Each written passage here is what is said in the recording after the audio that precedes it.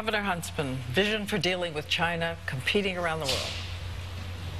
Listen, we have the most important relationship of the 21st century with China. We've got to make it work. Of course we have challenges with them. We've had challenges for 40 years. It's nonsense to think you can slap a tariff on China the first day that you're in office, as Governor Romney would like to do.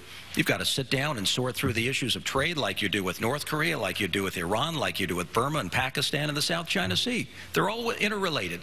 And to have a president who actually understands how that relationship works would serve the interests of the people of this country from an economic standpoint and from a security standpoint. I'm sorry.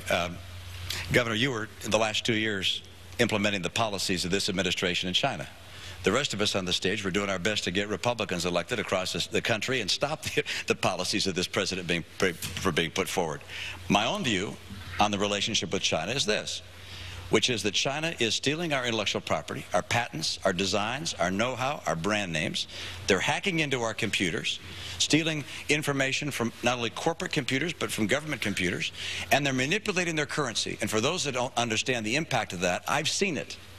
I've seen it.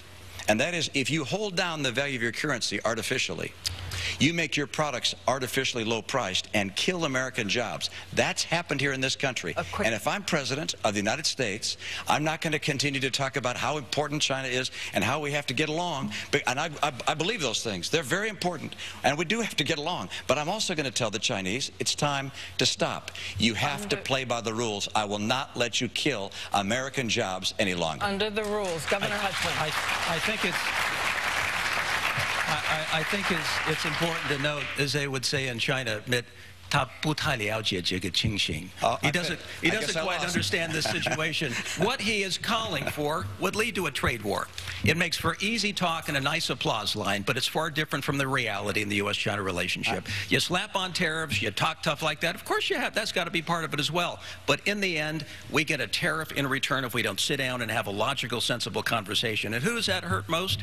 It hurts the small businesses and the small exporters who are trying to get back on their feet in this country at a time when this nation can least afford a trade war.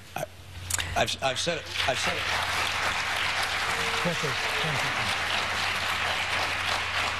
I've said it before, and I'll say it again. The last thing China wants is a trade war. We don't want one either. And we'll be right.